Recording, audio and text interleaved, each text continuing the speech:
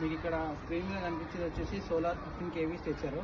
అయితే ఇక్కడ మేము ఈరోజు చేసే వర్క్ ఏంటనేది మీకు ఈ వీడియోలో చూపిస్తాం.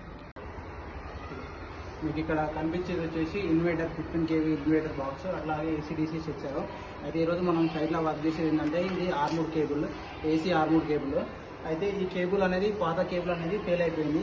ఈ కేబుల్ని రిమూవ్ చేసేసి దీని ప్లేస్లో కొత్త కేబుల్ కనెక్షన్ చేసి సోలార్ ఇన్వర్టర్ రన్ చేయడం, పవర్ రన్ చేయడం ఈరోజు వర్క్ మనకు వచ్చేసి. పాతది కేబుల్ రిమూవ్ చేసేసి దాని ప్లేస్లో కొత్త కేబుల్ వేసి దీన్ని కనెక్షన్ ఇచ్చి DC పవర్ అనేది ఇన్వర్టర్ అనేది ఆన్ చేయాలి. ఆన్ చేసినాక మనకు సోలార్ పవర్ కంటిన్యూ అవుతుందా లేదో చెక్ చేసుకోవాలి.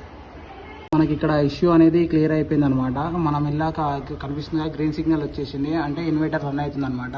అలారం సిగ్నల్ ఉంటే ఇన్వర్టర్లో ఏదైనా టెక్నికల్ ఇష్యూ ఉంటే ఈ సిగ్నల్ వస్తుంది.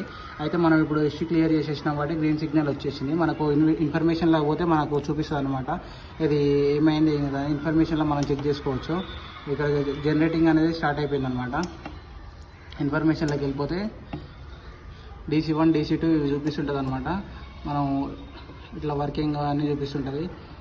మనం ఇక్కడ టుడే వచ్చేసి ఇప్పుడే జస్ట్ 20 minutes అయితే ఆన్ చేసి 1.4 kW అనేది ప్రొడ్యూస్ చేయడం జరిగింది. ఎస్టర్డే అంటే ఈరోజు ఆన్ చేసినాం కాబట్టి ఎలాంటిది చూపించలేదు. ఈరోజు ఆన్ చేసింది ఒకటి చూపిస్తాం అనమాట. 1.4 kW అనేది మనకు ఏమంటారు జనరేట్ చేయడం జరిగింది. టెక్నికల్ ఇష్యూ ఉంటే మొత్తం క్లియర్ చేయడం జరిగింది. ఇలాంటి ఎలక్ట్రిషియన్స్ వీడియోస్ కోసం మన ఛానల్ని సబ్స్క్రైబ్ చేసుకోండి. Thank you all.